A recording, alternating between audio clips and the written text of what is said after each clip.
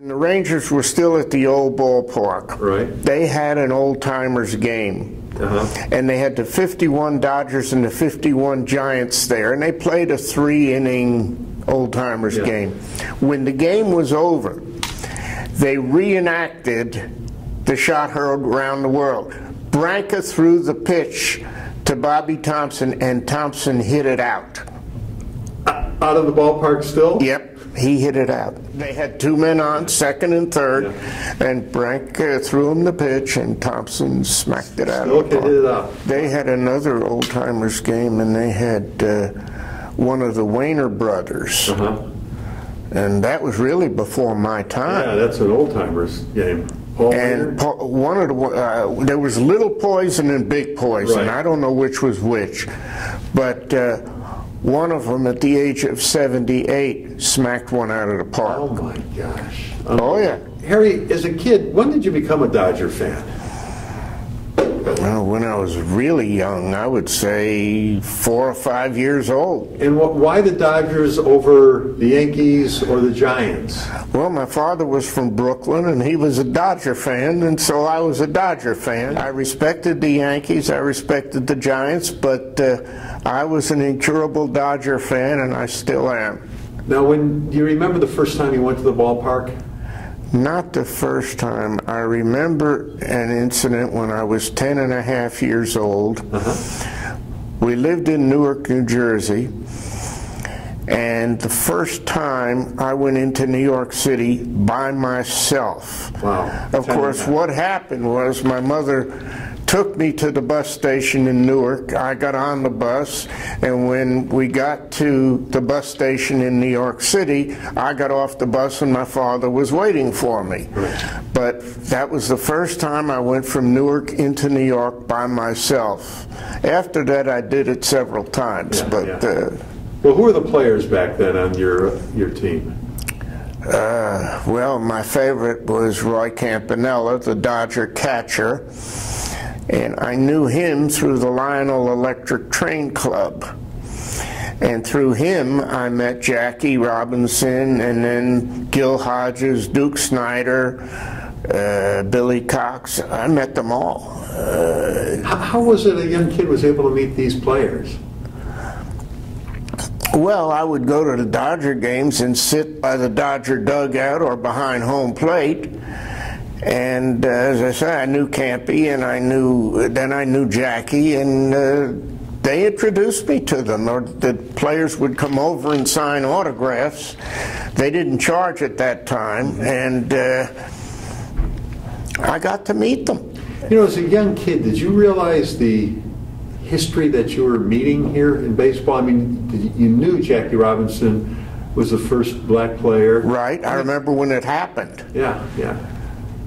What was that like? I was 6 years old. It was 1947, April of 1947. That afternoon, he played his first game in the major leagues, and that night was the first night of Passover. And yes, I remember Jackie's first game. The sad thing is what he had to endure that first year in the major leagues. How he stood it, I don't know. Now, as a young kid, did your folks talk to you about what he was going through? Were you aware of all the battles he had? Not right away. As I say, I grew up in Newark, and I had a black friend named Arthur Lewis. And when Jackie was brought up to the Dodgers, for the first time I heard certain terms used. I didn't know what they meant. And I went and asked this black friend of mine, why do they call him that? What does it mean? And he looked at me as if I was crazy. I did not know what those words meant. And when I found out what they meant, I was not too happy about it, because in the Northeast, I mean, we went to school together, and we knew people had different skin color, but Yeah. That didn't make any difference to us. And I met some of the Yankees too. There was a men's shop downtown Newark, and I bought my bar mitzvah suit there. And instead of the traditional blue suit, my father wanted me to wear a gray flannel suit, which I did. And the salesman who sold it to me was Phil Rizzuto, the shortstop of the New York Yankees. See, Yogi Berra worked in that store, and some of the giant players worked there, and one of the Dodgers, I remember, worked there. That's amazing in itself, isn't it? Yes, it is. When you think of the millions these guys make now? Yeah, I remember reading the biography of Roy Campanella. His best year he made $50,000, and that was one heck of a salary in those days. He had 3 years where he won the most valuable player. By 1955, the year that the Dodgers won the World Series, his hands had started to go. He mentioned this in his biography. The Dodgers had a good backup catcher behind Campy, Rube Walker, who was a good catcher. He didn't get the break he should have gotten, though. When the Dodgers come to Texas and play the Texas Rangers, I wear this cap, and I sit by the Dodger dugout. Tommy Lasorda, who was with the Dodgers, still is, came over and talked to me, and he said, how did you get down here? And I told him who I was and that I had remembered the old Brooklyn team. And he said, do you remember some of the names? And I remembered all of them. People say you can't look back. Well, there are times I look back with some very fond memories. Well, let's go all the way back now. 1940, Newark, New Jersey. Remember life in Newark when you were a kid? Yes, I do. Tell me about it. It was a good city to grow up in at that time. Newark was originally founded by some of the Puritans, and it was incorporated in the 1800s. By then, it was a ghettoized city in some ways. You had the Jews that lived in the Upper Clinton Hill and the Weequahic section. And the Weequahic is named for the Weequahic Indians, and the high school there was Weequahic High School. I had one semester there before I came to Texas. The elementary schools were named for the streets they were on. I went first for 3 years to Bergen Street School and then Maple Avenue School from the 4th through the 8th grade. And my mother was a teacher at Burgoy Avenue School. The city was a good city. And I have a tendency to brag that I came from there. I went to Hebrew school at Temple B'nai Abraham. I was bar mitzvah there, and I have fond memories of that congregation. The congregation is now in Livingston, but I have real fond memories of that. What did your dad do? By education, he was an attorney, but he did not practice very long because it was the heart of the Depression, and this is before I was born. And he went into the rag business and did quite well with it. We were brought to Texas by a firm of importers. The firm's name was Victor B. Handel and Brothers, and they opened up a branch in Dallas, and my father was the branch manager, and they transferred us here. And I was in the middle of my 9th grade. When it was first approached to me, I was not very happy about it. I thought that they were going to take a trip to Texas and I was going to see the state of Texas, but I didn't realize what they meant. And then my father said, well, I don't mean that. I mean, how would you like to live there? And at first I wanted no part of it. I had my friends in Newark. I had my synagogue. I had the Dodgers. My father's boss, or one of his bosses, said to me, if you'll go to Texas, and if the Dodgers get into the World Series, I will fly you up to see some of the games. And I said, okay, well, I'm taking a big chance. Well, 1955, the Dodgers won the pennant, and then in 7 games, they won the World Series, and I saw that. So he made good on that? Yes, he made good on it, and I saw the Dodgers win their first World Series ever. Wow. What was it like when the Dodgers left town for you, when they moved out to the West Coast? I was kind of shocked about it. I was in some ways hurt. I think when the Dodgers left Brooklyn, New York took a real hit. Yeah.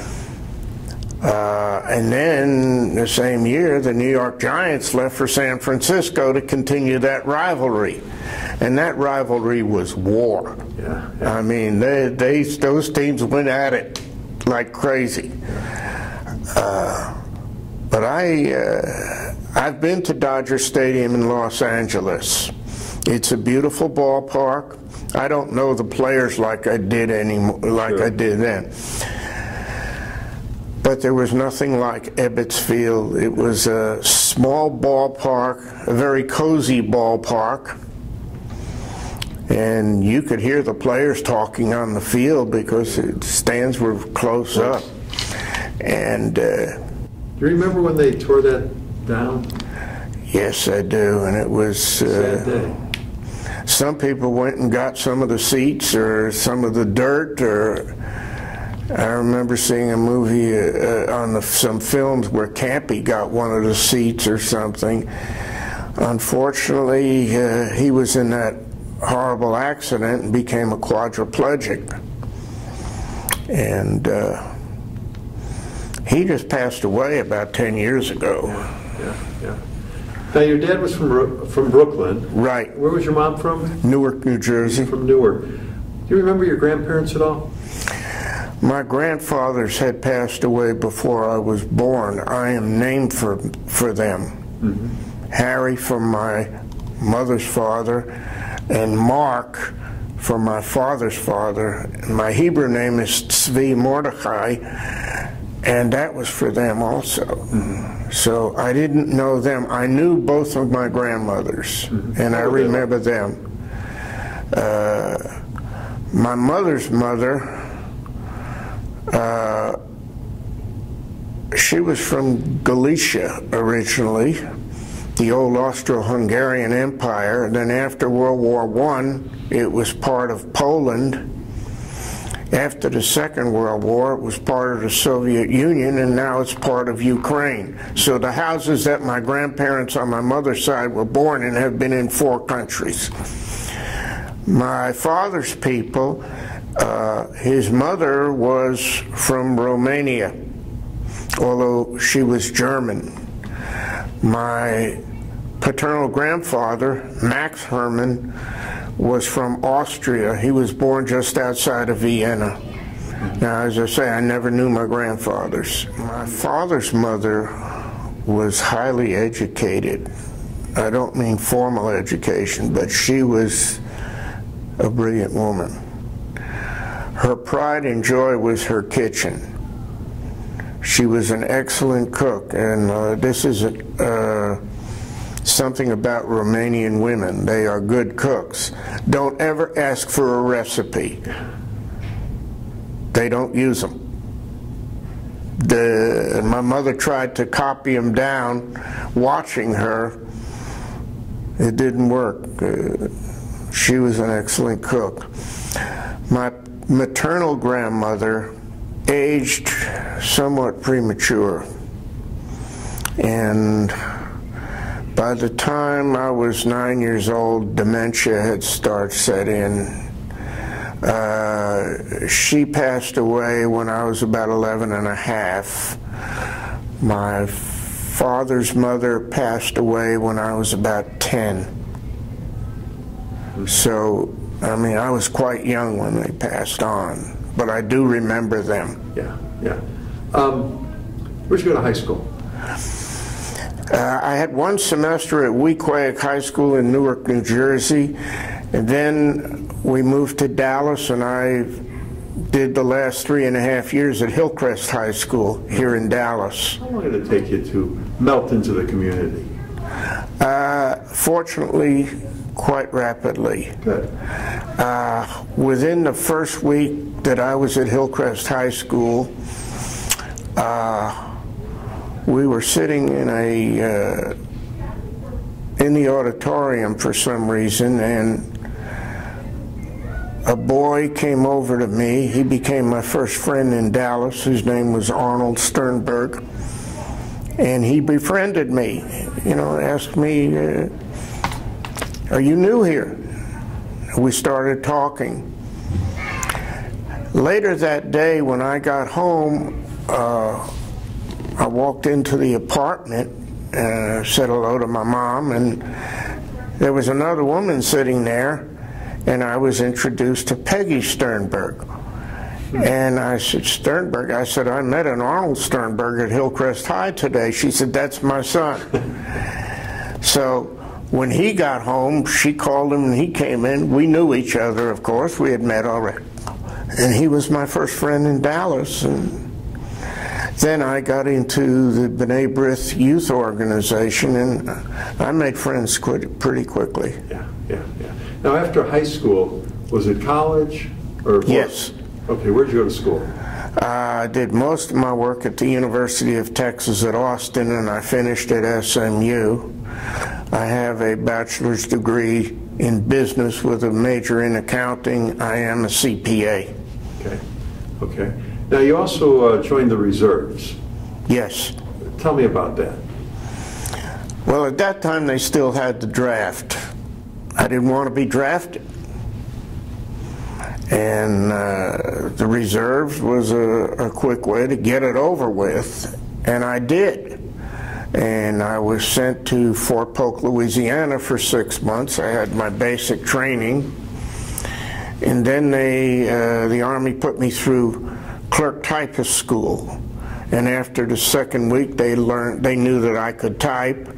So I was put on the job training, and we went from there. I came out a Specialist 5, which at that time was equal to the sergeant rank, 3 stripes, although I had a patch with a rocker on it, same pay grade.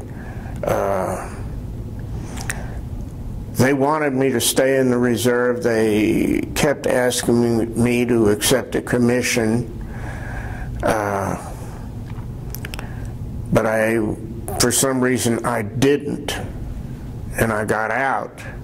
And there were times I wish I had accepted the commission and stayed in the reserves, but I didn't, so I can't look back at that. Where did you meet your first wife? There was a Liveliers Club, that was the name of it, at Temple Emmanuel. Now, I didn't belong to the temple. I belonged at that time to Shereth Israel. But I met her at a party there. And we started dating, and this was in January of 1965. We got married in the middle of August 1965. We had 2 sons, David, who has a PhD in education administration, and he lives in Peachtree City, Georgia.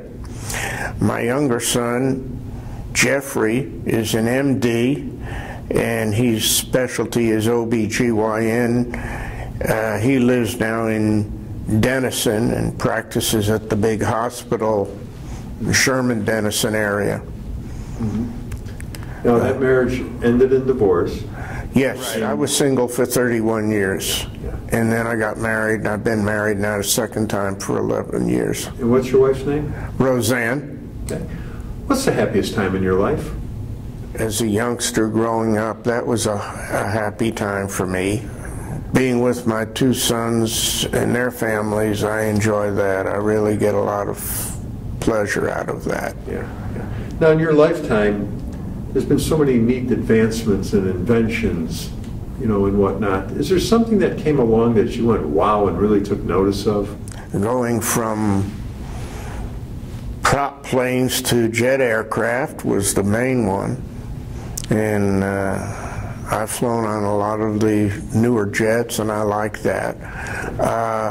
Automobiles, my parents got the car, it was a Chevrolet, and it had automatic transmission, and that was something. Then later on, they came out with air conditioning and power steering and power brakes. Trains, I've had that as a hobby off and on since I was 6 years old, and was a member of the Lionel Electric Train Club, and that's how I got to meet Roy Campanella. Now, in your lifetime, you've lived through so many momentous occasions. You were at the World Series the first time your beloved Dodgers won it. Yes. Of course, the president assassination, Kennedy here in Dallas. Yes. First time they landed on the moon in '69. Yes. Good. Of course, the tragedy of 9/11. Is there something on the national scene that really stood out, that affected you, that you went, boy, I know where I was when it happened? Well, the Kennedy assassination, I was coming home on a weekend pass from Fort Polk, Louisiana. My father had picked me up, and we were about 30 miles outside of Dallas, listening to it on the radio, and all of a sudden, the radio went blank. And about 2 minutes later, it came back on, and we heard there were 3 shots fired. By the time we got downtown Dallas at the old Merchandise Mart, we got in there, and the building was like a morgue. And we were then told that he had passed on. That he was dead. The weekend, the city of Dallas was in a state of shock. And then Sunday, Jack Ruby shot Lee Harvey Oswald.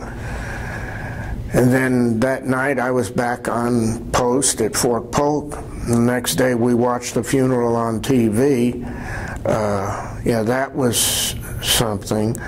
9/11, I heard that on the radio, and my wife Roseanne called me and said, "Have you heard what happened?" And I said, "New York City, the Twin Towers have been hit by planes." She said, "Are you okay?"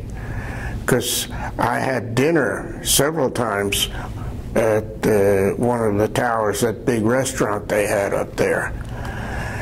And then we found out that it had come down. Both of them came down, and that was a tragedy. It was shock and anger. You know, who would do something like that? Although that wasn't the first time. Somebody tried to blow it up before from the basement. The landing on the moon for the first time, that was quite a thrill. The first circled the moon and didn't land, and they read biblical verses. That was something.